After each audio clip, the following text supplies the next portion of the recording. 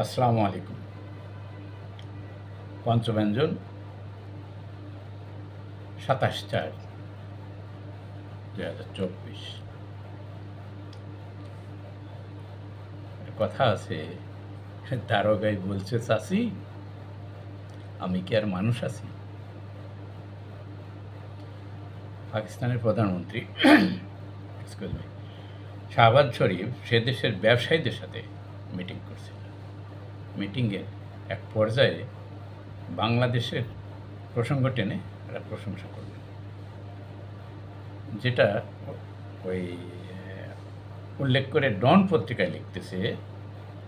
কি লিখছে তাহলে একটু দেখি। ডনে লিখছে, in a valid reference to the booming economy of Bangladesh he record east Pakistan which was once considered a burden on the country but had made tremendous strides in industrial growth. আর যাই কোথায়, আমাদের পত্রিকাগুলি উন্নয়নের এই সুখবর রং চং মাখিয়ে শুরু করে দিল। আর এটুকুতেই উল্লসিত আমাদের কাদের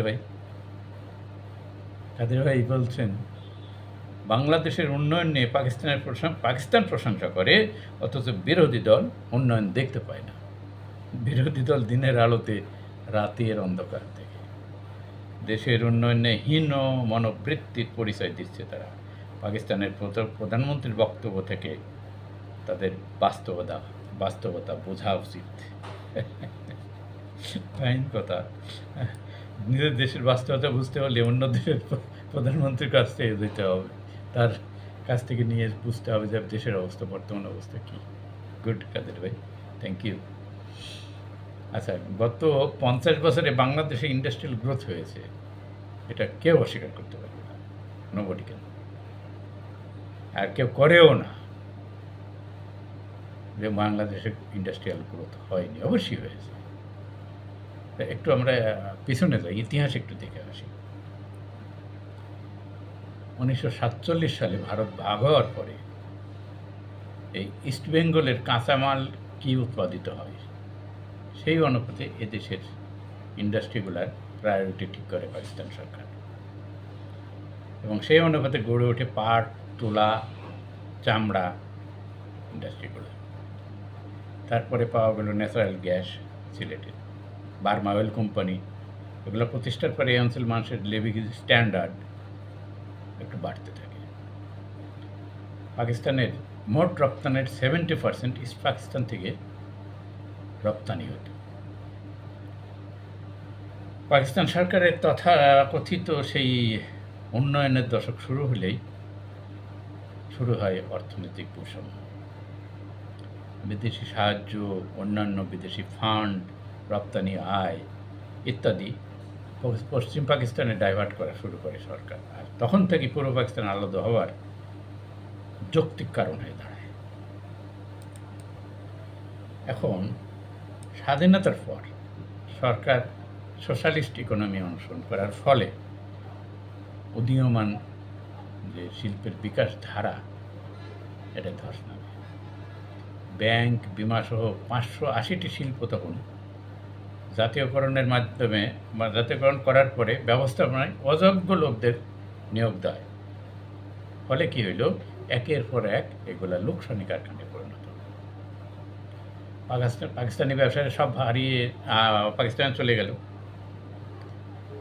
ইন্ডাস্ট্রিয়াল সেক্টরে নেমে আসলে একটা অরাজকতা, এটা কেউ অস্বীকার করতে পারে। কারণ আমরা দেখি 75-এ পট পরিবর্তনের পর সরকার দেশের অর্থনীতিতে প্রাইভেট সেক্টর অংশগ্রহণ নিশ্চিত করে, যে ধারা আজও অব্যাহত আছে। 76 সালে ঢাকায় স্টক এক্সচেঞ্জ পুনরায় চালু করা হয়। জাতীয়করণকৃত শিল্প কারখানা পুরাতন মালিকদের কাছে ফিরিয়ে দিয়ে এবং প্রাইভেট সেক্টরে বিক্রি করা শুরু হয়। বিদেশি শ্রমিক রপ্তানি ওই সময় শুরু হয়। বিদেশি বিনিয়োগ আকৃষ্ট করতে তখন গঠন করা হয় ইপিজেড অঞ্চল, যার সুফল পরিলক্ষিত হতে থাকে 80-র দশকের মধ্যভাগ থেকে। তারপরে আসলো 1991। 1991 থেকে 1993 সরকার আইএমএফের সহযোগিতায় ইনহ্যান্স স্ট্রাকচারাল অ্যাডজাস্টমেন্ট ফ্যাসিলিটি ইসাপ ইএসএএফ বলে এর সাথে যুক্ত হয়। তৎকালীন অর্থমন্ত্রী সাইফুর রহমান প্রাইভেট সেক্টরকে গ্রেটার পার্টিসিপেশনের জন্য উন্মুক্ত করে দেন। চিটাগাং স্টক এক্সচেঞ্জ প্রতিষ্ঠিত হয়।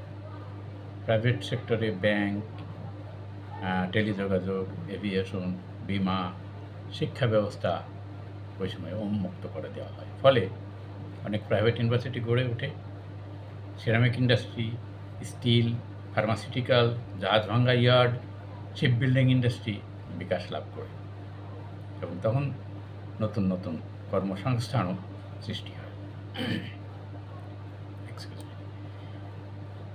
খালেদা জিয়ার সময় ওই 91 সব গভর্নমেন্ট সমস্ত পলিসি নির্বিঘ্নে পালন করতে পারেনি। সেই সময় এটার অস্থির রাজনীতির কারণে ঘন ঘন হরতাল অর্থনীতির উপর প্রভাব ফেলে, ফরেন ইনভেস্টমেন্ট কমে যায়।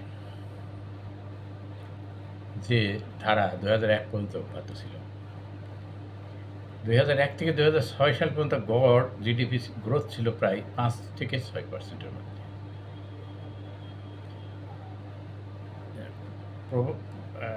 Poverty Reduction and Growth Facilities PRGF এর আওতায় 2003 সালে IMF 536 million interest free loan দেয় বাংলাদেশকে। এই সময় জাতিসংঘের মতে Bangladesh emerged as one of the fastest growing economies, জাতিসংঘ ডিক্লার দেয় উদীয়মান অর্থনীতির একটি দেশ। 2009 সাল পর্যন্ত রিয়েল জিডিপি গ্রোথ অ্যাটলিস্ট 6%-এর মধ্যে ছিল। আচ্ছা, দেখা যাক, মাত্র 3000 কিলোমিটার পাকা রাস্তা ছিল 1988 থেকে 1997। এই 10 সালের মধ্যে এটা বেড়ে তখন 15,500 কিলোমিটার পাকা রাস্তা তৈরি হয়।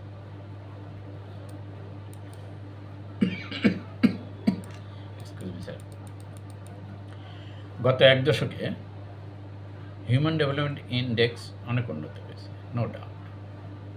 1971 সালে প্রভার্টি রেট ছিল 80%, 80%। 1991 তা কমে এসে দাঁড়ায় 44%, আর 2021 দাঁড়ায় 13%। বাংলাদেশ গার্মেন্টস রপ্তানিতে সেকেন্ড লার্জেস্ট কান্ট্রি। 2013 সালে রানা প্লাজা ধসে পড়ার পরে এই ইন্ডাস্ট্রিতে কিছুটা ব্যবসা ডিস্টার্ব হলেও পরবর্তীতে সেটা কাটিয়ে ওঠে এবং ব্যবসা ভালোই চলছে। ওয়ার্ল্ড ব্যাংকের মতে 1971 সালে 71-এর স্বাধীনতার পর বাংলাদেশ সেকেন্ড পোরেস্ট কান্ট্রি ছিল। সেখান থেকে গত 50 বছরে অনেক উন্নতি হয়েছে। 2022 সালে দক্ষিণ এশিয়ার মধ্যে second largest foreign exchange reserve ছিল 2022-এ। বর্তমানে তা কমে এসে উন্নয়নের জোয়ারে 16 বিলিয়নে দাঁড়িয়েছে। এডিবি রিপোর্ট অনুযায়ী 2024 সালে জিডিপি গ্রোথ 6.5% হতে পারে।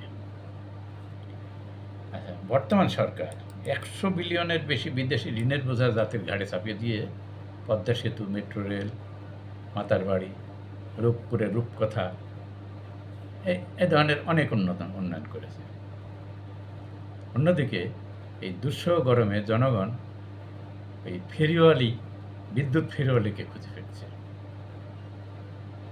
11% মানুষ এখনও খাদ্য নিরাপত্তার ঝুঁকিতে। পাকিস্তানে এই রেট হলো 7%। ওদিকে নেপাল, ভারত, ভুটান এদেশের জনগণ কোনো খাদ্য নিরাপত্তার ঝুঁকিতে নেই। আবার পরে আমাদের চেয়ে অনেক ভালো আছে। আবার আমরা বলি যে আমাদের অর্থনীতি, আমাদের জিডিপি সব কিছু ভারত থেকে আমরা এগিয়ে পার ক্যাপিটা ইনকামে। আর 35 লক্ষ লোক একবেলা খাবার পেলে তারা জানে না পরের বেলায় আবার কি খাবে। এটাই হচ্ছে বর্তমানের উন্নয়নের গল্প। এখন সরকার এতই দেউলিয়া হয়ে পড়েছে যে পাকিস্তানের প্রধানমন্ত্রীর কাছ থেকে উন্নয়নের সার্টিফিকেট নিচ্ছে। গুড। দেখে উন্নয়নের কিছু নমুনা এবার দেখি। এই সরকার বর্তমানে যেসব সেক্টরে উন্নয়ন করছে তার একটা হচ্ছে ভোটের অধিকার, নো ডাউট। তারা নতুন একটা ধারা, নতুন একটা গণতন্ত্র সৃষ্টি করেছে। আমি আর দামি দিয়ে অবাধ ও সুষ্ঠু জাতীয় নির্বাচন শেষ করে ফেলল। এবার হতে চলেছে উপজেলা নির্বাচন। বিরোধী দলকে অংশগ্রহণ না করায় সরকার নৌকা প্রতীকে উঠে নিয়ে একটা প্রতিদ্বন্দ্বিতামূলক করার একটা নাটক করতে চেয়েছিল, কিন্তু তাও মণ্ডল করে দিচ্ছে ওই দলের কোন দলীয় বা কোন দলে। লক্ষ্মীপুর উপজেলার নির্বাচন হচ্ছে। জোড়া খুনের আসামি দেওয়ান ফয়সাল তার বড় ভাইয়ের পক্ষে মোটরসাইকেলে মহড়া দিচ্ছে। ফয়সাল যুবলীগ নেতা আবদুল্লাহ আল নোমান ও ছাত্রলীগ নেতা রকিব ইমামকে গুলি করে হত্যা মামলার আসামি। আদালতে স্বীকারোক্তিমূলক জবানবন্দি দিয়ে এখন প্রকাশ্যে সে হুমকি দিয়ে বেড়াচ্ছে। ভোটারদের মধ্যে ভীতি ছড়ানোর জন্য এই মহড়া দিয়ে বুঝিয়ে দিচ্ছে মানুষ সত্যতার জন্য ডাল ভাত। অতএব তোমরা সাবধান হয়ে যাও, ভাইকে ভোট না দিলে একেবারে খবর করে এলাম। আর একটা আবার জামালপুরের সরষেবাড়ি উপজেলার নির্বাচন। এখানে পিংনা সুজাত আলী ডিগ্রি কলেজের অধ্যক্ষ ও আওয়ামী লীগ নেতা সাইদুল হাসান, মিস্টার সাইদুল অধ্যক্ষ মিস্টার সাইদুল হাসান ডিক্লার দেয়, উনি কোট করছি আমি ওনার কথা, আমি স্পষ্টভাবে বলে দিতে চাই তাদের দাঁত ভাঙ্গা জবাব দেওয়া হবে, যাদের দাঁত নাই তাদের চাপার হাড্ডি ভেঙে দেওয়া। সব ধরনের প্রস্তুতি আমার আছে। আমাদের বিরুদ্ধে যারা কথা বলে তাদের জবান আমরা বন্ধ করে দেব। আগামী 8 মে নির্বাচনে অন্য কোনো মার্কার এজেন্ট আমরা দিতে দেব না। উপযুক্ত অধ্যক্ষ বটে, শ্রেষ্ঠ শিক্ষকের পরবর্তী পুরস্কার নিশ্চয়ই তিনিই পাবেন। আচ্ছা, আরেকজন নেতা, ওই শ্বশুরবাড়ির আরেকজন নেতা, উনি হচ্ছেন খন্দকার মুতার হোসেন। মুতার হোসেন বলছেন ওই সাইদুল সামান যে অধ্যক্ষ স্যার যেটা ঘোষণা দিয়েছেন, আমরা তার ঘোষণার সাথে একমত। অন্য কোনো মার্কার এজেন্ট কেন্দ্রে যেতে দেব না। No agent is allowed. Agent দিলে তার হাত বাড়ি দিয়ে ভেঙে আমরা যমুনা নদীতে নিক্ষেপ করব। লেবা, ওদিকে দাঁত এদিকে হাত।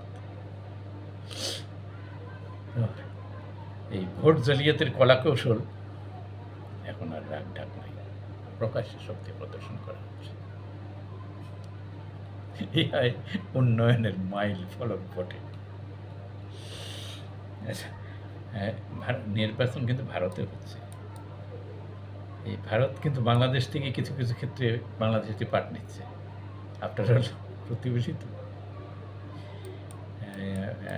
শুক্রবারে ছিল ভারতের কয়েকটা আসামের বারাক উপত্যকায় কয়েক জেলায় নির্বাচন।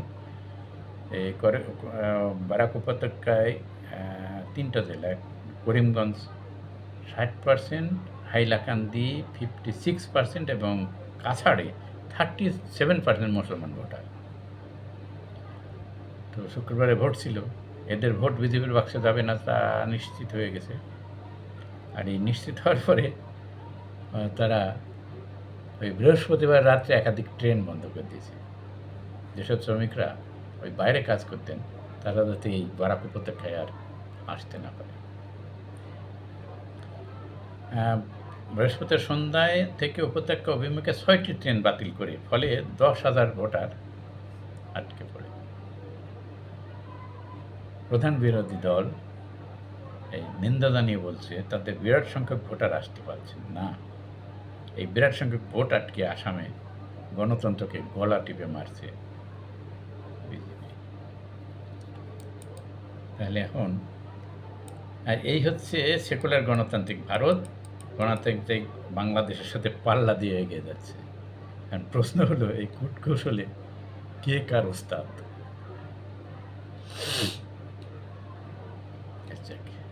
তাপদাহ, প্রচণ্ড তাপদাহে পড়ছে দেশ। আজ চুয়াডাঙ্গার তাপমাত্রা 43°C। গরমে অতিষ্ঠ হয়ে জনগণ সৃষ্টিকর্তার সাহায্য চেয়ে প্রার্থনা করছেন বিভিন্ন জায়গায়। কিছু কিছু জায়গায় আবার সরকার বাহিনী তাতে বাধাও দিচ্ছেন, কারণ কে কখন কোথায় দাঁড়িয়ে সৃষ্টিকর্তার সাহায্য চাইবে তা নির্দিষ্ট করে দিবে স্মার্ট সরকার। আর বৃষ্টি কামনা করে কয়েক জায়গায় ব্যাঙের বিয়ের উৎসবও হয়ে গেল। ফেকের বিয়ে ফেক ছিল কিনা কে জানে। বিয়ের পরে এই ফেক দম্পতি বাড়ি বাসন বাদ দিয়ে মনে হয় কোথায় চলে গেছে হানিমুন করতে, বৃষ্টির কোনো নাম নাই। তো এক ফোঁটা বৃষ্টির জন্য হাহাকার করছে মানুষ। সাহায্যে এগিয়ে আসলেন এবার হিট অফিসার। ক্লাউড সিডিং করে দুবাই নাকি বিপদে পড়ছিল। মুষলধারের বৃষ্টি নেমে মুষলধারের বৃষ্টি অনাসৃষ্টির জন্ম দেয়, রাস্তায় গাড়ি ভাসতে থাকে। তাই হিট অফিসার বুশরা আরিফিন সেই রিস্ক না নিয়ে দাবদাহে জনগণকে একটু স্বস্তি দিতে কৃত্রিম বৃষ্টির ব্যবস্থা করেন।